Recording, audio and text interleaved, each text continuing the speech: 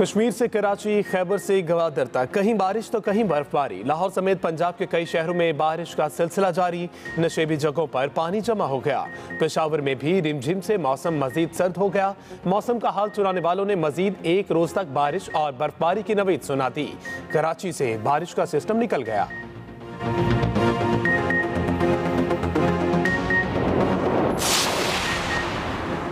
मलिका कौसार मरी में शदीद बर्फबारी के बायस इमरजेंसी नाफिज। सयाहों के मरी में दाखिले पर पाबंदी आयद। होटल्स में गुंजाइश खत्म। सड़कों पर गाड़ियों की कतारें। हजारों सयाह फंस कर रह गए। 2 रोज के लिए सयाहों का गलियात में दाखिला भी बंद। रावलपिंडी, इस्लामाबाद से मरी और गलियात जाने वाले तमाम रास्ते बंद कर दिए गए। बर्फबारी में फंसे सयाहों को रेस्क्यू करने के लिए ऑपरेशन जारी।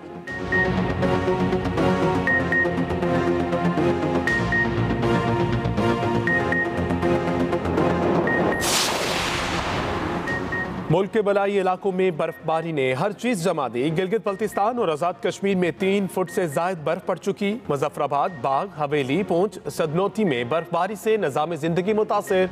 वादी अलीपा, नीलम, वादी ग्रीस, दीर, सवात, कलाम, मालम जब्बा में भी हर चीज सफेदी में छुप गई। सुकरदू, गुजर, गोपस, यासीन, नारान कगान, चौगरान और करीबी वादियों में भी बर्फबारी का सिलसिला जारी।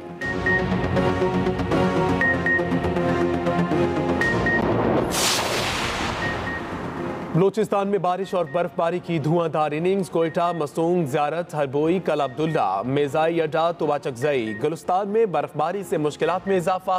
कोयटा, चमन शाहरा पर ट्रैफिक मुअत्तल। लवारी टॉप, चौथेर में बर्फबारी से कोयटा ज़ियारत शाहरा बंद। गवादर में 3 अफराद सैलाबी रेले में बह गए। ISPR के मुताबिक पाक बहरिया और FC के दस्ते जिला गवादर में रेस्क्यू और रिलीफ की सरगर्मियों में मसरूफ हैं।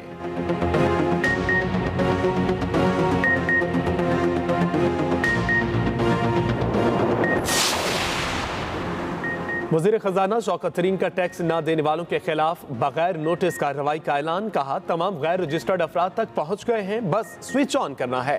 गैर रजिस्टर्ड अफराद के लिए खुशखबरी है, आइंदा चंद रोज में उन तक पहुंच जाएंगे।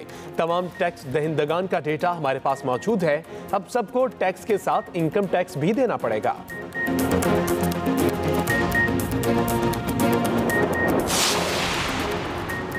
नून लीग फॉरेन फंडिंग केस में PTI के खिलाफ कमर बस्ता। अपोजिशन लीडर शहबाज शरीफ का वज़ीर आज़म से इस्तीफा देकर घर जाने का मुतालबा। कहा, आईने पाकिस्तान के तहत कोई चोर और झूठा वज़ीर आज़म नहीं हो सकता। इमरान नियाज़ी ने चोरी की, वो सादिक और अमीन नहीं है। गैर कानूनी पैसा लेने वाले एटमी पाकिस्तान के लिए खतरा है।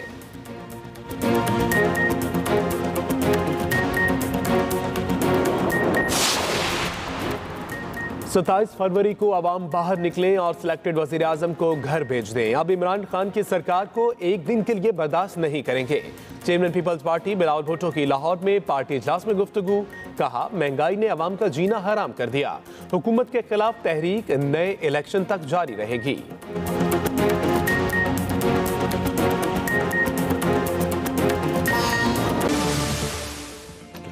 अस्सलाम वालेकुम नाज़रीन, आप देख रहे हैं programme The Review. Kamran Yousuf और शहबाज राना के साथ। द रिव्यू में हम पाकिस्तान की मईशत, खारजा अमूर और नेशनल सिक्योरिटी से जुड़े मामलात पर बात करते हैं।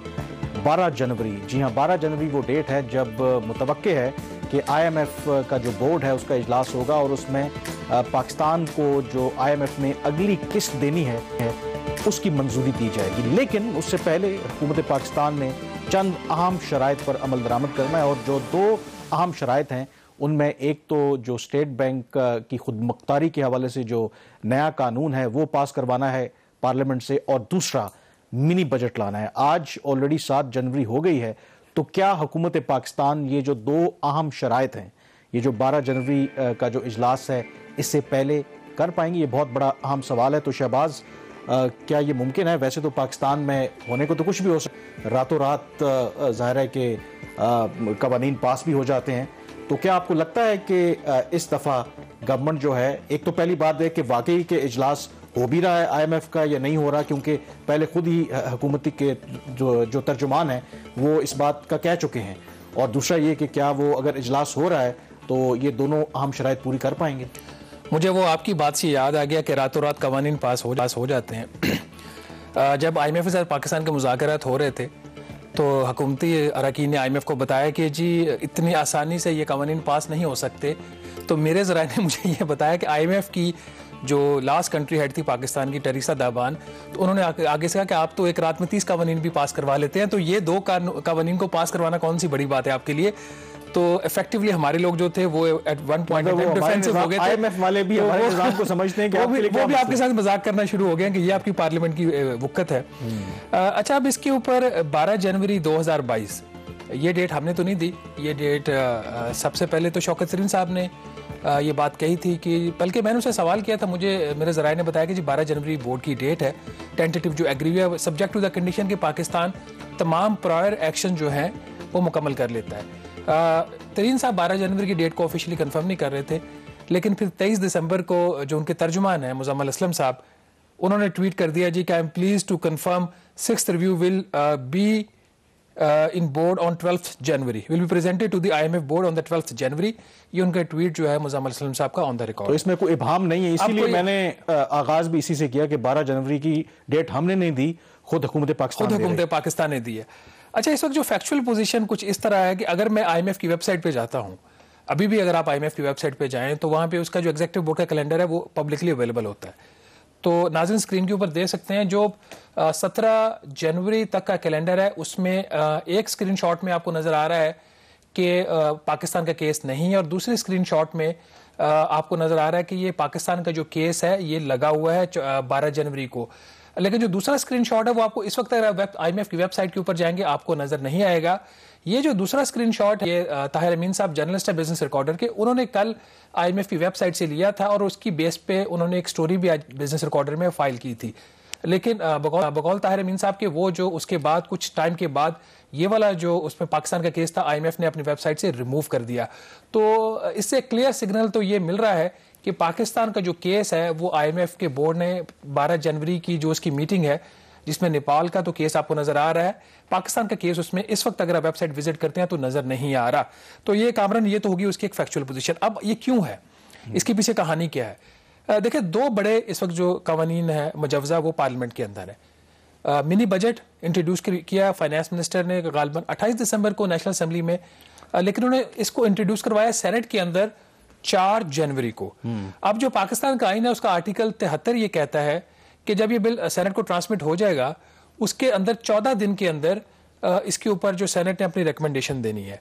तो अच्छा, वो उसकी क्या कहानी वो हम आगे जाके थोड़ा सा बताएंगे, लेकिन इस वक्त उसका स्टेटस ये है कि 5 जनवरी से बल्कि 4 जनवरी को इंट्रोड्यूस हुआ, तो 5 जनवरी से लेके अभी तक वो जो बिल है वो senate standing committee on finance में है, वो अंडर डिस्कशन है। उसको अभी तक स्टैंडिंग कमेटी ने अप्रूवल नहीं दिया। आज उसकी भी इजलास था सेनेट का भी इसके हवाले से, लेकिन अब उम्मीद है कि ये जो बिल है, ये जो मिनी बजट, ये मंडे को एट बेस्ट जो स्टैंडिंग कमेटी है वो सेनेट को भेज देगी और ट्यूसडे को ये नेशनल असेंबली को ट्रांसमिट हो जाएगा। तो ट्यूसडे का मतलब ये हुआ कि पाकिस्तान का जो केस 12 जनवरी को जाना तब तक ये रेडी नहीं है। एक तो ये, दूसरा आ जाता है कि स्टेट बैंक ऑफ पाकिस्तान का तरमीमी बिल। इंटरेस्टिंगली जो स्टेट बैंक ऑफ पाकिस्तान का तरमीमी बिल है वो नेशनल असेंबली में तो पेश हुआ और वहां से वो रेकमेंड हो गया जो national assembly standing committee on finance है, जिसको हेड भी पाकिस्तान तहरीक इंसाफ के